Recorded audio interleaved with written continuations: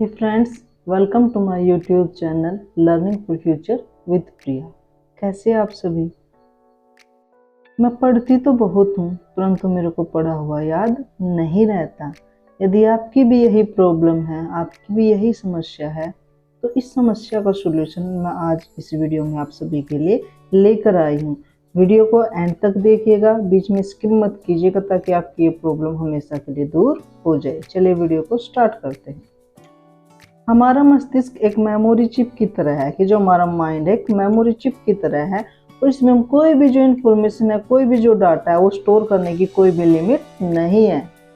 इसके बावजूद जब हम कुछ पढ़ते हैं, कुछ याद करते हैं तो वो कुछ समय के लिए याद रहता है, बाद में इसको भूल जाते हैं। और ये समस्या सिर्फ स्टूडेंट की नहीं बल्कि हर एक इंडिविजुअल की है। वैज्ञानिकों का मानना इतना है कि जो हमारा माइंड है, हमारे माइंड की जो मेमोरी की कैपेसिटी है वो कितना है, 1 टेराबाइट से लेकर 2.5 पेटाबाइट तक होती है। अब जान लेते हैं कि टेराबाइट क्या होता है। 1 टेराबाइट लगभग 1024 गीगाबाइट के बराबर होता है और 1 पेटाबाइट लगभग 1024 टेराबाइट के बराबर होता है। कुछ वैज्ञानिक तो यहाँ तक भी कहते हैं कि हमारा माइंड क्या होता है, अनलिमिटेड डेटा स्टोर कर सकता है। इसी चीज़ से हम ये भी अंदाज़ा लगा सकते हैं कि हमारा माइंड कितना ज़्यादा एडवांस है, कितनी चीज़ें वो स्टोर कर सकता है। परंतु फिर हमारे माइंड में ये चीज़ आती है, ये प्रश्न आती है कि जब हमारा माइंड इतनी सारी चीज़ों को स्टोर कर सकता है तो हम चीज़ों को भूल क्यों जाते हैं। हम कोई भी चीज़ हमने लर्न की है, सीखी है, उसको हम कुछ समय बाद भूल क्यों जाते हैं। तो इसका सिंपल सा सोल्यूशन यही है, सिंपल सी वजह यही है कि हम पढ़ते टाइम कहीं ना कहीं कोई मिस्टेक कर रही है। अब हम जानते हैं कि हम मिस्टेक कहाँ कर रहे हैं। हमारी फर्स्ट मिस्टेक की कहने को तो, दिखाने को तो हम किताब रीड कर रहे हैं, परंतु हमारा माइंड क्या होता है, कोई दूसरी चीज पर लगा होता है। और दूसरी बात कि हम जब भी कोई रीड कर रहे हैं तो हम क्या है, हमारा उसमें इंटरेस्ट नहीं है, फिर भी हम उसको लर्न कर रहे हैं तो भी वो हमें याद नहीं रहता। और समझने के लिए नहीं, सिर्फ पढ़ने के लिए पढ़ रहे हैं हम। कोई भी चीज है वो सिर्फ समझने के लिए नहीं, सिर्फ फॉर्मेलिटी के लिए पढ़ रहे हैं वो। और कभी कभी हमें क्या होता है कि कोई डेटा हम पढ़ रहे हैं, कोई चीज हमें पढ़ रहे हैं, उसमें हमें किसी वर्ड का या किसी सेंटेंस का मीनिंग नहीं आता तो हम इसको इग्नोर कर देते हैं। इससे भी हमारा क्या है, जो हमने स्टडी की है वो हमें याद नहीं रहता है।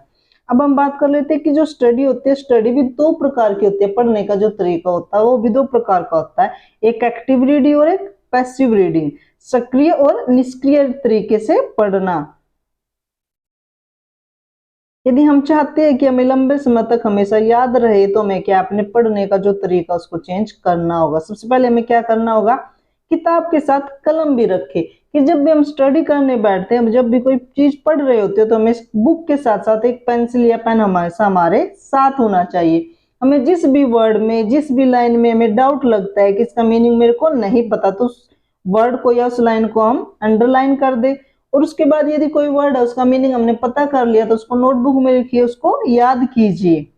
उसको लिखने के बाद हम उसको आसानी से लर्न कर सकते हैं और वो लॉन्ग टाइम तक हमारे साथ रहेगा भी, हमें याद भी रहेगा।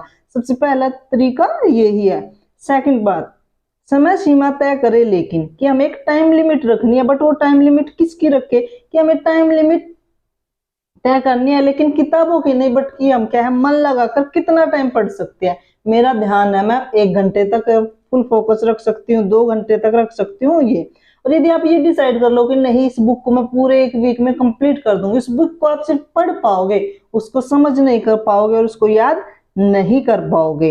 इसलिए क्या है, हमें स्टडी को टाइम देना चाहिए। आप डेली बेसिस पे थोड़ा पढ़िए, लिमिट आप थोड़ी कीजिए, परंतु जो भी पढ़ रहे हो वो मन लगाकर पढ़िए।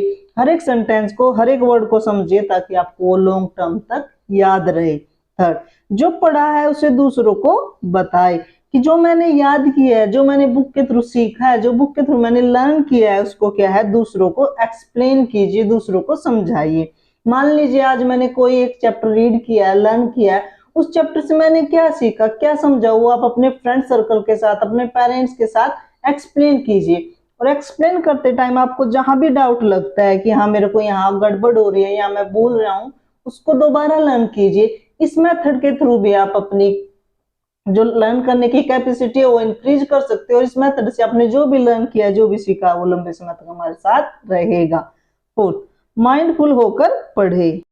माइंडफुल होकर पढ़ने से मेरा मतलब ये है कि जब भी आप स्टडी कर रहे हैं तो आपका पूरा ध्यान सिर्फ स्टडी पे होना चाहिए, दूसरी जो भी चीजें हैं उसको अवॉइड कर दीजिए और कोशिश कीजिए कि आप जिस पर्टिकुलर टाइम पे पढ़ रहे हो एक डेली रूटीन बनाइए और उस टाइम आपको किसी भी दूसरे काम की जरूरत या दूसरे काम की याद ना आए, आपका फुल फोकस आपकी स्टडी पर होना चाहिए। अगर आप किताब पढ़ रहे हो तो आपको फुल माइंड आपकी स्टडी पर ही होना चाहिए, आसपास की चीजें आपको इफेक्ट नहीं करनी चाहिए। और आप हमेशा कोशिश कीजिए कि जब भी आप स्टडी करने बैठे तो आपका जो अदर वर्क्स है वो पहले आप कंप्लीट कर लो, ताकि आपको बार बार बीच में उठने की जरूरत ना पड़े और आप अपना फुल माइंड देकर स्टडी कर सको। फिफ्थ, ध्यान केवल किताब पर रखें। आज के यदि हम मॉडर्न टाइम की बात करें तो हमारा जो ध्यान भटकाने का सबसे बड़ा और सबसे मेन कारण क्या है कि हमारा जो मोबाइल फोन, हमारा लैपटॉप है। जब भी हम रीड करने बैठते हैं कोई ना कोई नोटिफिकेशन आता है, मैसेज आता है, कॉल आता है, उससे हमारा माइंड क्या होता है, डाइवर्ट हो जाता है। और सोशल मीडिया पे हम क्या है, कहने के लिए एक बार फोन खोलते हैं परंतु कितने आवर्स कितनी मिनट्स हम उसमें वेस्ट कर देते हैं हमें खुद भी पता नहीं चलता। तो इसके लिए सबसे पहले ये कि जब भी आप स्टडी करने बैठे तो अपने मोबाइल को या लैपटॉप के तो स्विच ऑफ कर दीजिए, बंद कर दीजिए, या फिर साइलेंट मोड पे करके साइड में रख दीजिए ताकि आप पूरा ध्यान लगाकर स्टडी कर सको। सिक्स्थ वन है हमारा कि हमें हमेशा अपने इंटरेस्ट का ध्यान रखना है कि आप मान लीजिए आप 12th क्लास में हो, आपका इंटरेस्ट साइड में, परंतु आप क्या अपने पेरेंट्स के अपने फ्रेंड सर्कल के कहने पे आपने क्या है कॉमर्स ले लिया, आर्ट ले लिया, तो आप कभी भी उसको इंटरेस्ट के साथ रीड या समझ नहीं पाओगे। इसलिए जब भी आपको क्या है कोई सब्जेक्ट चयन करना है, चूज करना है, तो हमेशा अपने माइंड की सुनिए, अपने इंटरेस्ट की सुनिए। यदि आप अपनी रुचि को ध्यान में रखते हो कि मेरा इंटरेस्ट इसी चीज में, आप वही कर रहे हो, तो आपका क्या है स्टडी का जो पैटर्न है वो और ज्यादा निखर के आएगा और आपकी जो लर्निंग करने की कैपेसिटी है वो भी ऑटोमेटिकली इंप्रूव हो जाएगी। सेवंथ वन, हमेशा ये ध्यान रखिए कि आपको पढ़ना क्यों है, आपके पढ़ने के पीछे क्या एम है, क्या रीजन है।